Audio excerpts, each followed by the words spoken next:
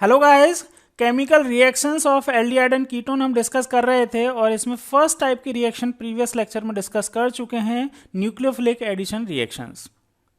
आज के इस वीडियो में हम डिस्कस करेंगे reduction and oxidation of aldehyde and ketone. तो अपनी वीडियो स्टार्ट करते हैं reduction of aldehyde and ketone से। देखिए, reduction of aldehyde and ketone पढ़ने से पहले एक जर्नल पैटर्न या जर्नल सीक्वेंस जो है रिडक्शन का, वो हम समझ लेते हैं, जान लेते हैं। ये वैसे मैंने पहले भी कई बार बताया है, एक बार और समझ लेते हैं। देखो, अगर कार्बोक्सिलिक एसिड है और कार्बोक्सिलिक एसिड का जब रिडक्शन करवा दें तो हमें मिलेंगे क्या? Carbonyl compound. कार्बोनिल कंपाउंड का मतलब एल्डिहाइड या कीटोन्स बन जाएंगे। अब हम यहीं से बात कर रहे हैं, ये वाला स्टेप हम बात नहीं कर रहे हैं, हम ये वाला ही पार्ट डिस्कस कर रहे हैं। अगर इन एल्डिहाइड और कीटोन का रिडक्शन करवा दिया जाए तो इनके रिडक्शन से हमें मिलेंगे एल्कोहल्स। ये जर्नल पैटर्न है एल्कोहल्स, इनका फंक्शनल ग्रुप OH होगा। और एल्कोहल्स का फर्दर अगर रिडक्शन करवा दिया जाए तो हमें मिलेंगे हाइड्रोकार्बन। हाइड्रोकार्बन में एल्केन हो सकता है, जनरली एल्केन मिलते हैं, सैचुरेटेड हाइड्रोकार्बन है, या फिर एल्कीन या एल्काइन भी मिल सकते हैं। तो एक जर्नल पैटर्न है। तो यहां पे हम जो बात करने वाले हैं, यहां इस वाले पार्ट की बात करने वाले हैं कि अगर कार्बोनिल कंपाउंड एल्डिहाइड कीटोन का रिडक्शन करवाएं तो पहले क्या मिलेंगे? हमें एल्कोहल मिलेंगे। अगर उनका फर्दर ऑक्सीडेशन रिडक्शन करवा दिया जाए, फर्दर रिडक्शन का मतलब अगर कार्बोनिल कंपाउंड है, एल्डिहाइड और कीटोन है, उनको स्ट्रॉन्ग रिड्यूसिंग एजेंट से रिड्यूस करवाया जाए तो डायरेक्ट हमें क्या मिल जाएंगे? हाइड्रोकार्बन मिल जाते हैं। तो फर्स्ट रिएक्शन जो है वो यही है, रिडक्शन टू एल्कोहल्स। मतलब हमने कार्बोनिल कंपाउंड लिया और उनका रिडक्शन करवाया तो सबसे पहले हमें एल्कोहल ही मिलेंगे। इसके लिए क्या क्या यूज कर सकते हैं? इसके लिए हम यूज कर सकते हैं सोडियम बोरोहाइड्रेट। सोडियम बोरोहाइड्राइड, इसका फॉर्मूला है NaBH4। ये एक रिड्यूसिंग एजेंट है। या फिर famous reducing agent lithium aluminium hydride, LiAlH4। या फिर आप कैटालाइटिक हाइड्रोजनेशन भी करवा सकते हैं। कैटालाइटिक हाइड्रोजनेशन का मतलब क्या है? हाइड्रोजन की रिएक्शन किसी भी कैटलिस्ट मेटल की प्रेजेंस में करवाया है, जैसे निकल हो या फिर प्लेटिनम हो या फिर पैलेडियम की प्रेजेंस में करवा दिया जाते हैं। तो इसको बोलते हैं कैटालाइटिक हाइड्रोजनेशन। तो क्या फॉर्म होंगे? हमारे पास एल्कोहल्स बन जाएंगे। ठीक है, किस तरह से बनेंगे? देखो रिएक्शन, ये मैंने एक कार्बोनिल कंपाउंड ले लिया, यानी कि यहाँ पे एक एल्डिहाइड ले लिया, क्योंकि कार्बन पे एक हाइड्रोजन जुड़ा है, एक एल्काइल ग्रुप लिया है। तो एल्डिहाइड लिया और एल्डिहाइड का कैटालाइटिक हाइड्रोजनेशन करवाया, हाइड्रोजन का रिएक्शन करवाए in the presence of platinum या फिर निकल मेटल से। तो हमें क्या मिल जाएंगे? हमें एल्कोहल्स मिल जाएंगे। ठीक है, अब देखो यहाँ पे एक चीज ध्यान रखना कि एल्डिहाइड जो होते हैं उनसे 1 डिग्री एल्कोहल्स मिलेंगे, क्योंकि एल्डिहाइड में एक हाइड्रोजन ये होता ही है। अब एक हाइड्रोजन होगा तो एक जो है ये कार्बन, जो कार्बोनिल ग्रुप है, ये कार्बोनिल ग्रुप किस में कन्वर्ट होता है? OH में कन्वर्ट हो जाता है। तो इसमें क्या होगा? ये एक ही कार्बन से जुड़ा हुआ होगा, तो 1 डिग्री एल्कोहल्स बनते हैं एल्डिहाइड के, किससे? रिडक्शन से। और अगर इसकी जगह कीटोन ले लिया जाए, इन दोनों पे ही H की जगह सपोज R हो जाए, इस तरह से RC डबल बॉन्ड OR इस तरह से हो, और रिडक्शन करवा दिया जाए इसका, तो क्या फॉर्म होंगे? 2 डिग्री एल्कोहल्स फॉर्म होंगे। 2 डिग्री एल्कोहल फॉर्म होंगे। 2 डिग्री एल्कोहल का मतलब देखो, यहाँ पे भी R, यहाँ पे भी R, ये CHOH बन गया। अब ये जो कार्बन जिसके ऊपर OH ग्रुप लगा हुआ है वो अदर 2 कार्बन से जुड़ा ही होगा, क्योंकि कीटोन लिया था, तो 2 डिग्री एल्कोहल्स फॉर्म होंगे। ये इंपॉर्टेंट बात है, इसको याद रखें कि 1 डिग्री एल्कोहल के रिडक्शन से, एल्डिहाइड के रिडक्शन से 1 डिग्री एल्कोहल्स और कीटोन के रिडक्शन से 2 डिग्री एल्कोहल्स हमारे पास ऑब्टेन होते हैं। चलिए एक और एग्जांपल देखते हैं। जैसे सपोज मैंने लिया पेंट 3-ene-L, मतलब एक ऐसा कार्बोनिल कंपाउंड CHO, ये एल्डिहाइड है, और इसमें मैंने एक मल्टीपल बॉन्ड यानी अनसैचुरेटेड कार्बोनिल कंपाउंड लिया, क्योंकि कार्बन कार्बन के बीच में डबल बॉन्ड है। और इसका अगर मैंने reduction hydrogen in the presence of platinum metal या फिर किससे करवाया? लिथियम एल्यूमिनियम हाइड्राइड से करवाया, तो आप क्या सोच सकते हैं क्या प्रोडक्ट बनेगा? अभी तो मैंने आपको जर्नल बात बता दी कि आप कैटालाइटिक हाइड्रोजनेशन करवाएं या फिर लिथियम एल्यूमिनियम हाइड्राइड से रिएक्शन करवा दें या फिर किससे रिएक्शन करवा दें? सोडियम बोरोहाइड्राइड से करवाएं। आपका ये एल्डिहाइड वाला ग्रुप तो क्या होगा? OH में कन्वर्ट हो जाएगा, मतलब एल्कोहल में कन्वर्ट हो जाएगा। देखो यहाँ पे अब क्या होगा, ये हाइड्रोजनेशन जब करवाते हैं ना, तो यहाँ पे ये जो डबल बॉन्ड है, तो डबल बॉन्ड को भी क्या कर देता है, रिड्यूस कर देता है। मतलब एल्कीन का हाइड्रोजनेशन कराने से एल्केन्स बन जाते हैं। तो ये डबल बॉन्ड भी क्या हो जाता है, यहाँ पे भी हाइड्रोजन लगेगा, और ये CHO मतलब एल्डिहाइड किस में कन्वर्ट हो जाएगा, एल्कोहल में, 1 डिग्री एल्कोहल में कन्वर्ट हो जाएगा। और इस तरह से ये यहाँ पे एक सैचुरेटेड एल्कोहल मिल गया।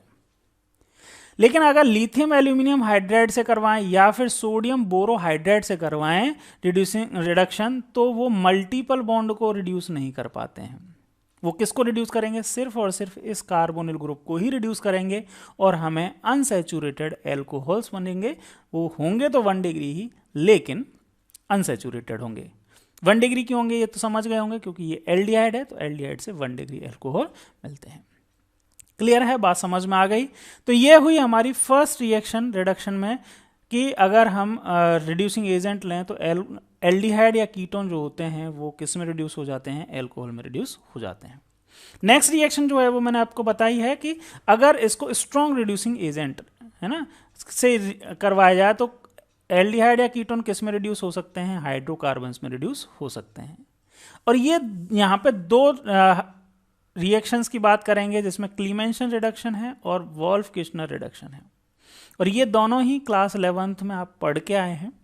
वैसे तो यहाँ पे सिर्फ इतनी ही सी रिएक्शंस दे रखी हैं कि कार्बोनिल कंपाउंड को अगर जिंक अमलगम, अमलगम का मतलब समझ रहे हैं, अमलगम का मतलब होता है कि किसी भी मेटल, कोई भी मेटल है, जैसे जिंक मेटल है, जिंक के साथ में क्या मिक्स कर दिया, Hg मिक्स कर दिया, तो इसको जिंक अमलगम बोलेंगे।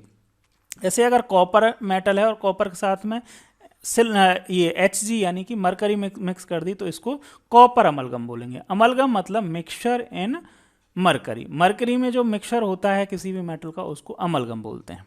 चलिए जी, तो अगर इस जिंक अमलगम की रिएक्शन एसिडिक मीडियम में करवाई जाए, मतलब HCl की प्रेजेंस में करवाई जाती है, तो ये C डबल बॉन्ड O जो है वो CH2 में क्या हो जाता है, रिड्यूस हो जाता है। ठीक है, तो इस रिडक्शन को क्या बोलते हैं, क्लीमेंशन रिडक्शन बोलते हैं। क्लीमेंशन रिडक्शन का मतलब क्या है, जिंक अमलगम प्लस HCl जब लिया जाता है तो उसको क्लीमेंशन रिडक्शन बोलते हैं।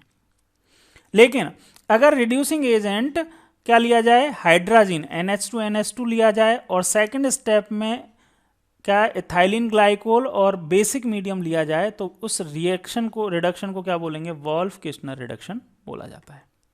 चलिए, ये तो हमने एक जस्ट ब्रीफ बात कर ली, वैसे क्योंकि हमने क्लास 11th में भी पढ़ा है, लेकिन यहाँ पे क्योंकि हमने नहीं पढ़ा है 12th में, एक बार पढ़ेंगे तो ज़रूर से। तो चलिए स्टार्ट करते हैं क्लीमेंशन रिडक्शन की मैकेनिज्म से। रिडक्शन देख लिया आपने, क्लीमेंशन रिडक्शन कैसे हो रहा है, कार्बोनिल कंपाउंड है और उसको वो किस में रिड्यूस हो जाता है, हाइड्रोकार्बन में रिड्यूस हो जाता है, और ये रिएजेंट है zinc amalgam and HCl। Mechanism देखते हैं, मैकेनिज्म कैसे होती है।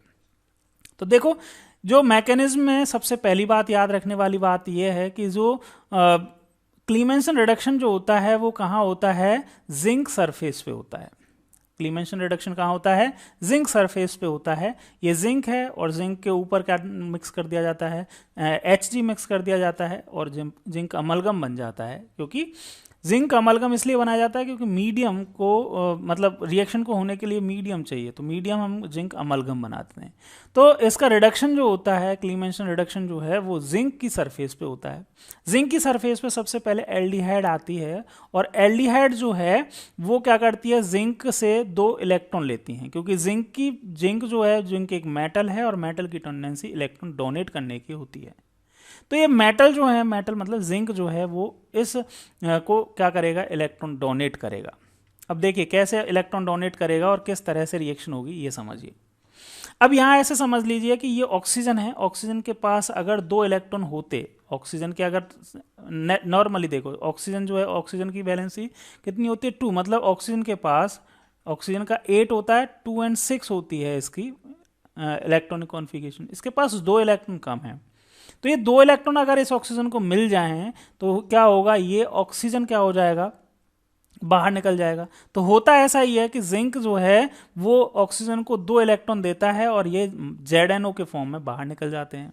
रिमेनिंग पार्ट जो है वो कार्बन वाला पार्ट वो क्या करता है, अदर जिंक मेटल के साथ में बॉन्ड बना देता है। एक जिंक ने क्या किया, इस ऑक्सीजन को लिया और ऑक्सीजन के साथ में ZNO जिंक ऑक्साइड बना दिया और बाहर निकल गए। ठीक है जी।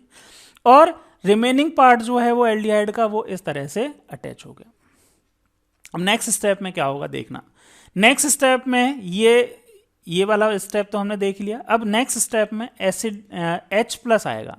H+ कहाँ से आएगा, क्योंकि हमें पता है इसका क्लीमेंशन रिडक्शन में जो रिएजेंट लिया है वो क्या लिया है, जिंक अमलगम लिया है in the presence of HCl। HCl से H+ आएगा और ये H+ क्या करेगा, इसके ऊपर अटैक करेगा, इस कार्बन के ऊपर, और इन पाई बॉन्डेड इलेक्ट्रॉन्स को अपनी तरफ अट्रैक्ट करेगा और ये एक बॉन्ड फॉर्म कर देगा।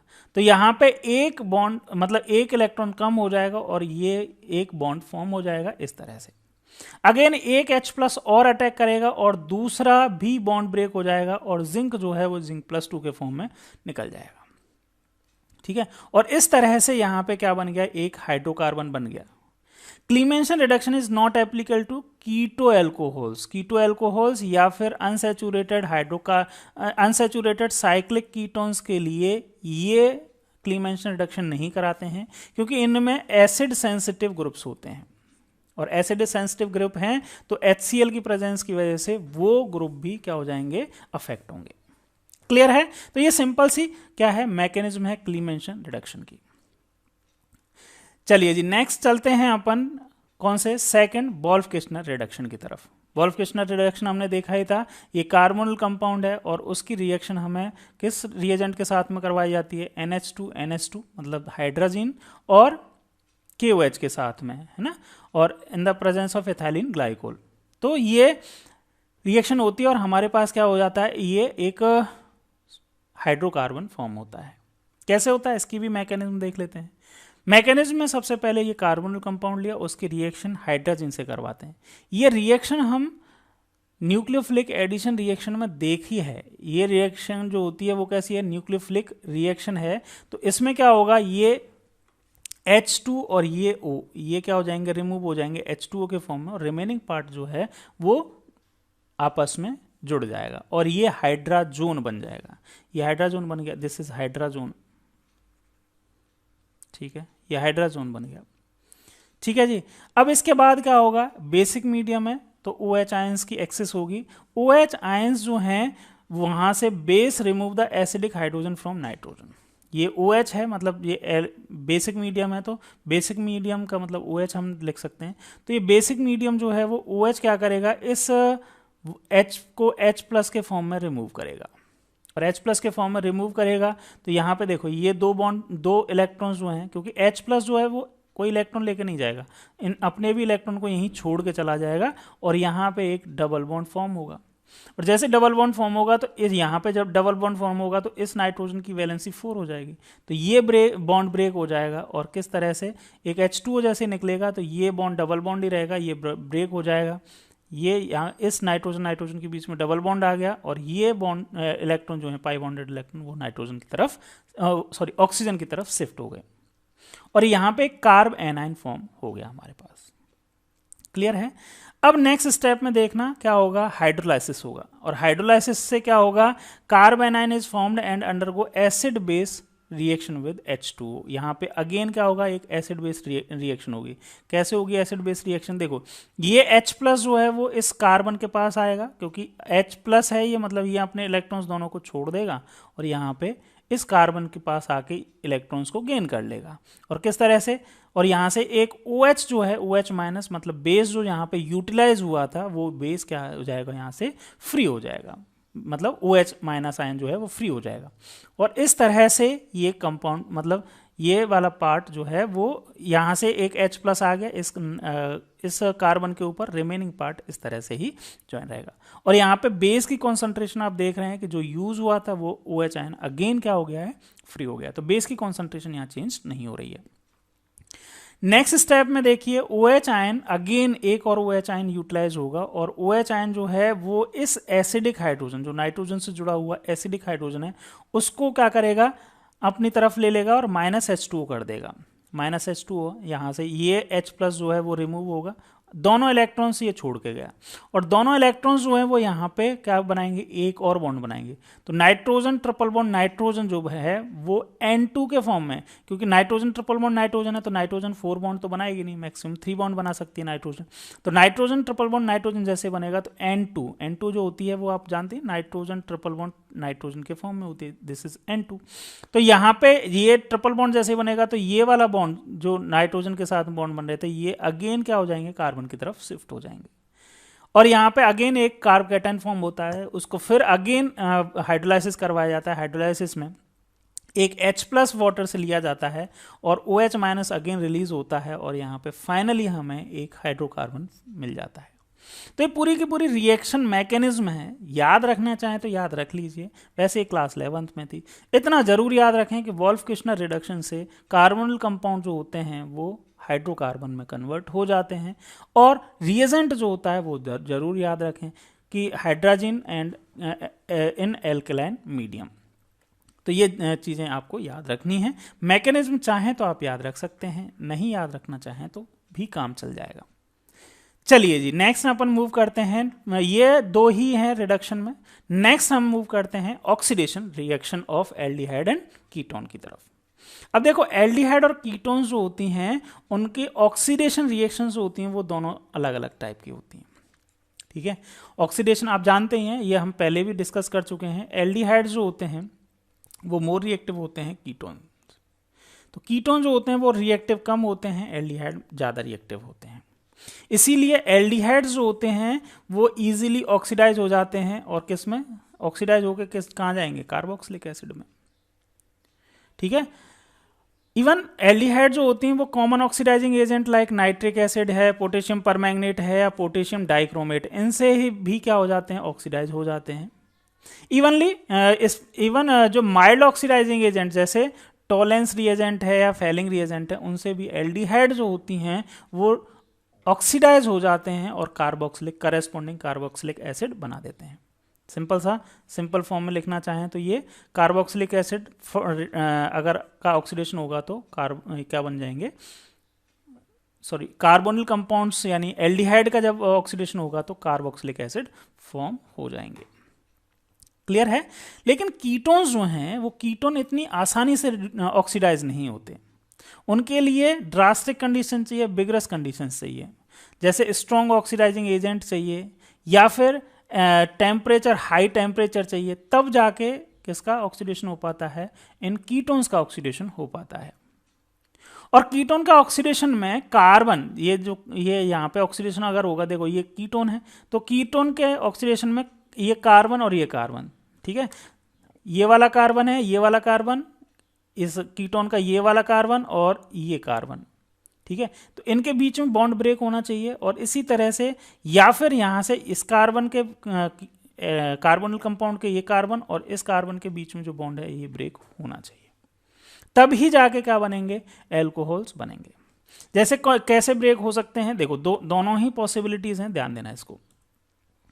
कैसे ब्रेक हो सकते हैं, अगर यहां से ब्रेक हुआ, ठीक है, यहां से अगर ब्रेक होता है तो कैसे फॉर्म होगा, RC double bond O, cleavage of 1,2 bond, है ना, कार्बन 1 और कार्बन 2 के बीच में बॉन्ड ब्रेक होता है तो RC डबल बॉन्ड OH, एक तो ये फॉर्म होगा, 2 कार्बन का कार्बोक्सिलिक एसिड ये फॉर्म होगा, मतलब एक तो इसमें तो जितने भी कार्बन होंगे वो रहेंगे ही, मतलब ये C जो है वो कार्बोक्सिलिक एसिड में कन्वर्ट हो गया।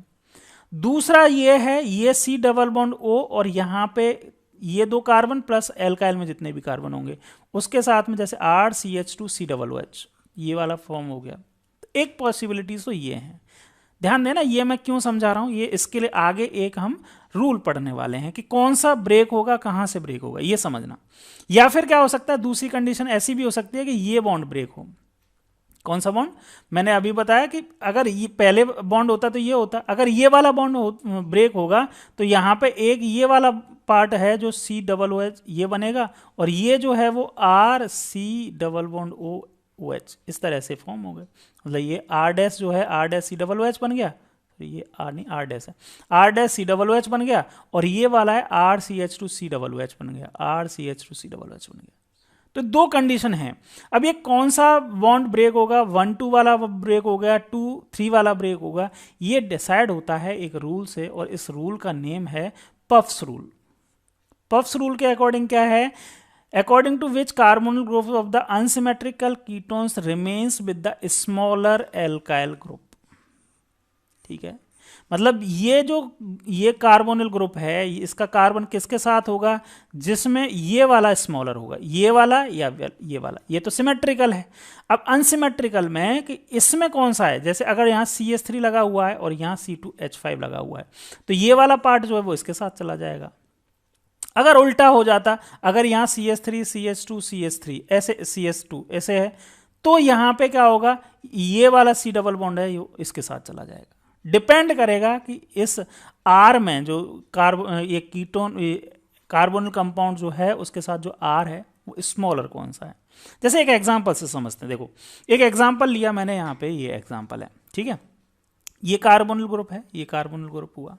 अब इससे एक तो R जो है CH3 CH2 2 कार्बन का है और एक CH3 जुड़ा हुआ है। अब आप सोचिए कौन सा ब्रेक होगा, ये वाला बॉन्ड ब्रेक होगा, क्योंकि CH3 जो है वो छोटा है, तो ये कार्बोनिल ग्रुप जो है वो किसके साथ जाएगा, CH3 के साथ जाएगा। ठीक है, समझ में आया ये वाली बात। और तो प्रोडक्ट क्या फॉर्म हो जाएंगे, देख लो आप प्रोडक्ट कैसे फॉर्म होंगे। देखो CH3 C ये वाला पार्ट, CH3 ये वाला पार्ट, CH3 C और CO ये और OH, तो इसको ऐसे लिख सकता हूं मैं CH3 C double bond O OH। तो ये C डबल बॉन्ड O जो है ना, ये C डबल बॉन्ड O ये कौन सा है, ये वो ही है जो कार्बोनिल ग्रुप में ये वाला। और दूसरा वाला कौन सा फॉर्म होगा, देखो दूसरा वाला कौन सा फॉर्म होगा जी, यहाँ पे ये CH3 CH2 है ना, CH3 CH2। अब ये CH2 जो है वो अगेन यहाँ पे इस तरह से बन जाएगा CH3 C डबल OH, तो CH3 C डबल OH, इस तरह से ये कंपाउंड फॉर्म होगा। इसको बोलते हैं पफ्स रूल। पफ्स रूल का मतलब समझ गए कि अगर कोई अनसिमेट्रिकल कीटोन है, तो अनसिमेट्रिकल कीटोन का ये वाला जो कार्बोनिल ग्रुप जो है वो उस एल्काइल के पास जाएगा जो स्मॉलर है। मतलब अगर ये स्मॉलर है जैसे CH3, तो इसके साथ में ये कार्बोनिल ग्रुप जाएगा। रिमेनिंग जो दूसरा एल्काइल ग्रुप है वो जितने भी कार्बन है उतने कार्बन का कार्बोक्सिलिक एसिड बना देगा। क्लियर है, समझ में आ गया।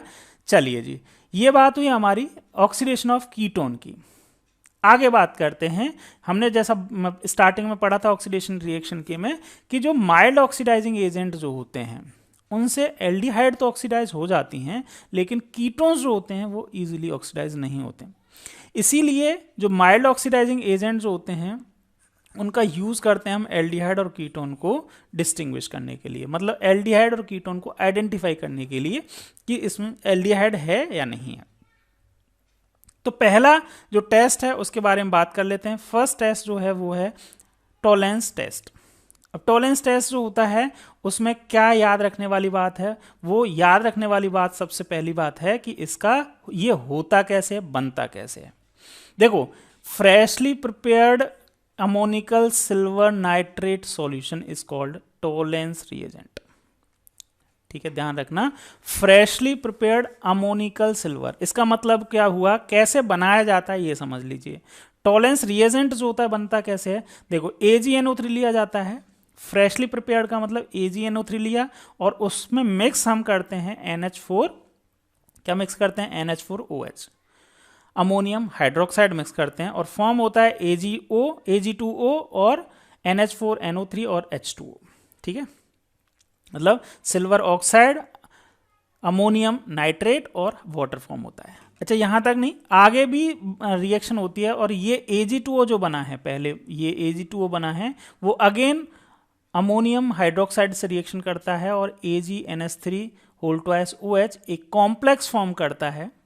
इसी को हम बोल रहे हैं अमोनिकल सिल्वर नाइट्रेट, है ना, ammoniacal silver nitrate, ammoniacal silver nitrate ये ही है। ठीक है, तो अमोनिकल सिल्वर नाइट्रेट फॉर्म हुआ और इसको हम कैसे लिख सकते हैं, देखो ध्यान देना, ये OH जो है माइनस है और ये जो है वो पॉजिटिव है। तो रिएक्शन में हम इस तरह से लिख रहे हैं, देखो AgNH3 और यहाँ पे OH।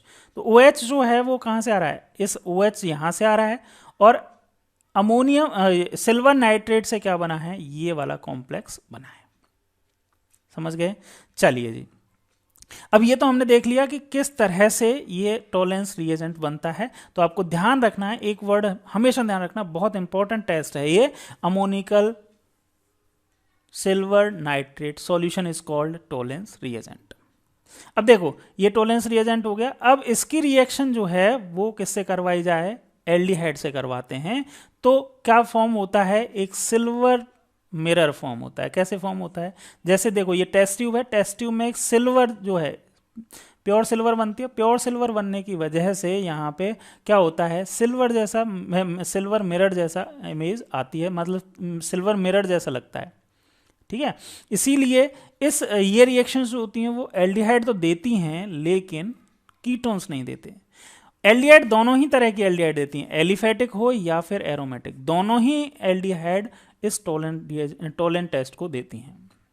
तो पहली जो टेस्ट है जिससे हम कीटोन से एल्डिहाइड को डिस्टिंग्विश कर सकते हैं वो है टोलेंस टेस्ट। और टोलेंस रिएजेंट आपको याद रहेगा अमोनिकल सिल्वर नाइट्रेट। कैसे बनता है ये हमने बता दिया, अमोनियम नाइट्रेट लेते हैं और अमोनियम नाइट्रेट का सिल्वर नाइट्रेट लेते हैं और अमोनियम हाइड्रोक्साइड लेते हैं। इन दोनों को मिक्स करते हैं फ्रेशली, मतलब फ्रेशली का मतलब दोनों को तभी मिक्स करते हैं जब हमें टेस्ट करना होता है। ठीक है, चलिए जी, ये हुआ हमारा first test Tollens test. Second test की बात करते हैं फेलिंग टेस्ट। फेलिंग टेस्ट की अगर बात करें तो फेलिंग सॉल्यूशन जो होता है वो दो सॉल्यूशंस का मिक्सचर होता है, सॉल्यूशन ए और सॉल्यूशन बी, दो सॉल्यूशन का मिक्सचर है। सॉल्यूशन ए जो होता है फेलिंग सॉल्यूशन ए, उसमें एक्वस कॉपर सल्फेट होता है, कॉपर सल्फेट का एक्वस सॉल्यूशन। और फेलिंग सॉल्यूशन बी जो होता है उसमें एल्केलाइन, ध्यान देना, एल्केलाइन सोडियम पोटेशियम टार्ट्रेट होता है, जिसको रोशेल सॉल्ट भी बोलते हैं। ये कॉमन नेम आते हैं ना, थोड़ी सी इंपॉर्टेंस बढ़ जाती है, ध्यान देना इसको। ठीक है, तो फेलिंग बी सॉल्यूशन जो होता है उसमें alkaline potassium sodium potassium tartrate salt होता है, जिसको रोशेल सॉल्ट भी बोलते हैं। ठीक है, ये दोनों सॉल्यूशन का मिक्सचर जो होता है उसको क्या बोलते हैं हम, फेलिंग सॉल्यूशन। अब ध्यान देना ये कैसे है, देखो CuSO4 है, CuSO4 की रिएक्शन जब हम NaOH से करवाते हैं। अब NaOH कहाँ से आया जी, फेलिंग जो सॉल्यूशन बी है उसमें एल्कलाइन हमने सोडियम पोटेशियम टार्ट्रेट लिया है, तो वो NaOH आया। ठीक है, तो उससे बनता है ये वाला CuOH, मतलब कॉपर हाइड्रोक्साइड। और कॉपर हाइड्रोक्साइड जो है वो रिएक्ट कर लेता है सोडियम पोटेशियम टार्ट्रेट से, सोडियम पोटेशियम टार्ट्रेट ये है, तो ये एक कॉम्प्लेक्स फॉर्म हो जाता है। और ये कॉम्प्लेक्स जो होता है उसका कलर होता है डीप ब्लू कलर, ये इसका कलर जो होता है वो डीप ब्लू कलर होता है। मतलब हम सॉल्यूशन ए, फेलिंग सॉल्यूशन ए और फेलिंग सॉल्यूशन बी को जब मिक्स करते हैं तो डीप ब्लू कलर आता है। और जब इस डीप ब्लू कलर के सॉल्यूशन को हम किस में मिक्स करते हैं, एल्डिहाइड में मिक्स करते हैं, तो वहां हमें फॉर्म होता है एक रेड ब्राउन कलर का सॉल्यूशन। और रेड ब्राउन जो है वो किसकी वजह से होता है, कॉपर ऑक्साइड की वजह से होता है। अब ध्यान देना ये वाली चीजें आपसे पूछी जाती हैं डायरेक्ट कि रेड ब्राउन कलर जो होता है वो किसकी वजह से होता है, तो आपको ध्यान देना है कॉपर ऑक्साइड की वजह से होता है। डीप ब्लू कलर जो है वो किसकी वजह से, एक कॉम्प्लेक्स की वजह से है। ठीक है, तो ये कॉम्प्लेक्स है और इस कॉम्प्लेक्स की रिएक्शन जब एल्डिहाइड से करवाते हैं तो यहाँ पे हमें एक तो फॉर्म होता है ये कार्बोक्सिलेट सॉल्ट फॉर्म होता है और कॉपर ऑक्साइड फॉर्म होता है। कॉपर ऑक्साइड का कलर रेड ब्राउन कलर होता है, जिसकी वजह से इस सॉल्यूशन जो डीप ब्लू कलर का सॉल्यूशन था वो रेड ब्राउन कलर के सॉल्यूशन में कन्वर्ट हो जाता है। तो ये हुआ फेलिंग टेस्ट। ठीक है, याद रखने वाली चीजें यही हैं जो मैंने आपको बताई हैं। फेलिंग ए सॉल्यूशन क्या होता है, तो सिंपल है, सॉल्यूशन में क्या होता है, कॉपर सल्फेट का एक्वा सॉल्यूशन होता है। फेलिंग बी सॉल्यूशन में एल्केलाइन मतलब बेसिक सॉल्यूशन होता है, बेसिक मतलब पीएच जिसकी 7 से ज़्यादा होती है, और सोडियम पोटेशियम टार्ट्रेट का सॉल्यूशन होता है जिसको रोशेल सॉल्ट भी बोलते हैं। और इस टेस्ट में डीप ब्लू कलर का जो कॉम्प्लेक्स है वो रेड ब्राउन कलर में कन्वर्ट हो जाता है एल्डिहाइड की वजह से। और क्यों होता है, डीप ब्लू कलर किसकी वजह से होता है, रेड ब्राउन कलर किसकी वजह से होता है, वो आपने जान लिया। एक चीज ये भी ध्यान रखनी है कि एरोमेटिक एल्डिहाइड जो होती हैं वो इस टेस्ट को नहीं देती हैं, जबकि हमने इससे पहले वाला टॉलरेंस टेस्ट जो पढ़ा था उसमें एरोमेटिक और एलिफेटिक दोनों ही तरह की एल्डिहाइड टेस्ट देती थी, लेकिन ये टेस्ट जो है वो कौन सी नहीं देती हैं, एरोमेटिक एल्डिहाइड नहीं देती हैं। एरोमेटिक एल्डिहाइड मतलब समझ रहे हैं ना, मतलब इस तरह की एल्डिहाइड जो होंगी वो एल्डिहाइड जो हैं वो बेंजल्डिहाइड लाइक एल्डिहाइड ये टेस्ट फेलिंग टेस्ट नहीं देती हैं, सिर्फ एलिफेटिक एल्डिहाइड ही फेलिंग टेस्ट देती हैं। तो इस सेकंड हमने बात की माइल्ड ऑक्सीडाइजिंग एजेंट की हेल्प से हम क्या कर सकते हैं, एल्डिहाइड का आइडेंटिफाई कर सकते हैं। कीटोन ये टेस्ट नहीं देते हैं। थर्ड जो है उसके बारे में बात करते हैं, oxidation of methyl ketone by haloform reaction. अब हेलोफॉर्म रिएक्शन जो होती है वो aldehyde and ketone having at least one methyl group link to carbonyl carbon atom, methyl ketones हों या फिर मिथाइल एल्डिहाइड, इनमें मेन जो कंडीशन वो है कि कार्बोनिल ग्रुप है, कार्बोनिल ग्रुप के साथ में एक CH3 जुड़ा हुआ हो। CH3 जुड़ा हुआ होगा तो ये क्या करेंगे, हेलोफॉर्म रिएक्शंस देंगे। और उस किससे ऑक्सीडाइज हो सकते हैं, बाय सोडियम हाइपोहेलाइट। अब सोडियम हाइपोहेलाइट थोड़ा सा ध्यान देना किस तरह से ऑब्टेन किया जाता है। सोडियम हाइड्रोक्साइड की रिएक्शन हेलोजन से करवाई जाती है। हेलोजन में क्या हो सकता है, क्लोरीन हो सकता है, ब्रोमीन हो सकता है या आयोडीन भी हो सकता है, और उससे मिल जाता है हमें ये सोडियम हाइपोहेलाइट। ठीक है, इस सोडियम या तो आपको ऐसे सोडियम हाइपोहेलाइट ही लिखा हुआ मिलेगा हेलोफॉर्म रिएक्शन में, या फिर सोडियम हाइपोहेलाइट न लिख के क्या दे दिया जाए, NaOH प्लस हेलोजन दे दिया जाए, तो भी आप क्या समझेंगे कि ये हेलोफॉर्म रिएक्शन है। तो इससे बनता क्या है, जब इसकी रिएक्शन सोडियम हाइपोहेलाइड या सोडियम हाइड्रोक्साइड और X2, इसकी जगह मैं ऐसे लिख सकता हूं कि इसकी जगह NaOH प्लस X2 इस तरह से भी लिखा हुआ मिला है, तो भी सोडियम हाइपोहेलाइड ही बना है। इससे बनते हैं sodium salt of carboxylic acid plus haloform. अगर X की जगह CHCl3 है तो इसको क्लोरोफॉर्म बोलते हैं, CHI3 है तो इसको ब्रोमोफॉर्म आयोडोफॉर्म बोलते हैं, CHBr3 है तो इसको ब्रोमोफॉर्म बोलते हैं, तो कॉमनली इनको बोल देते हैं क्लोरोफॉर्म। क्लियर है? आगे, corresponding carboxylic acid having one atom less than of the carbonyl compound. ठीक है, तो इससे जो प्रोडक्ट बन रहा है वो क्या बन रहा है, एक कम, जैसे इसमें अगर कितने हैं, n नंबर में कार्बन है, जैसे इसमें RCCH3, तो 2 कार्बन ये R+2 हैं इसमें, तो जो हमारे पास जो कार्बोक्सिलिक एसिड का सॉल्ट बनेगा उसमें R+1, R का मतलब इस एल्काइल ग्रुप में जितने भी कार्बन है, तो R+1 नंबर में कार्बन होंगे, मतलब एक कार्बन कहां चला गया, इस हेलोफॉर्म में चला गया।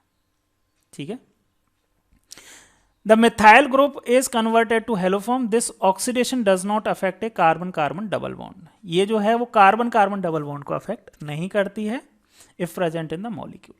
यहाँ सिर्फ और सिर्फ जैसे हमने बात की थी कि जैसे लिथियम एल्यूमिनियम हाइड्राइड या सोडियम बोरोहाइड्राइड भी डबल बॉन्ड को अफेक्ट नहीं करता, वैसे ही यहाँ पे भी डबल बॉन्ड अफेक्ट नहीं होता है। ठीक है, ओके, नेक्स्ट जो है वो हम एक आयोडोफॉर्म की अगर बात करें, iodoform reaction with sodium hypo iodide is also use for detection of CH3CO group, CH3CO group या फिर CH3CHOH ग्रुप, है ना, CH3 group which produce CH3CO group on oxidation. तो आयोडोफॉर्म रिएक्शन जो होती है ना उसको हम किसके लिए यूज करते हैं, CH3CO इस एसिटाइल जो है एसिटाइल ग्रुप के आइडेंटिफिकेशन के लिए यूज करते हैं। क्या होती है आयोडोफॉर्म रिएक्शन, देखो आयोडोफॉर्म बना इसको सोडियम हाइपोहेलाइड, सोडियम हाइपोआयोडाइड बनाने के लिए हम आयोडीन लेंगे और सोडियम हाइपोआयोडाइड बन जाएगी। रिएक्शन कैसे करवानी है, हम इस जिसमें एक मिथाइल होगी ऐसा एल्डिहाइड या कीटोन, उसकी रिएक्शन हम किससे करवाएंगे, सोडियम हाइपोआयोडाइड से करवाएं या I2 प्लस NaOH लेके, तो हमारे पास क्या फॉर्म होगा, एक सोडियम सॉल्ट फॉर्म होगा जिसमें एक कम कार्बन का, जो कि एक कम कार्बन का होगा, और हमारे पास आयोडोफॉर्म होगा, और आयोडोफॉर्म जो है वो येलो कलर का होगा। ठीक है जी, तो ये बात हुई हमारी oxidation and reduction of aldehyde and ketone की। ठीक है, तो आज की वीडियो में हमने ये तो पहली वीडियो में पढ़ लिए थे, आज की वीडियो में हमने reduction and oxidation of aldehyde and ketone भी कंप्लीट कर लिया है। आने वाली नेक्स्ट वीडियो काफ़ी ज़्यादा इंपॉर्टेंट होने वाली है, जिसमें हम एल्डोल कंडेंसेशन डिस्कस करेंगे। तो मिलते हैं हम नेक्स्ट वीडियो में, तब तक के लिए थैंक यू।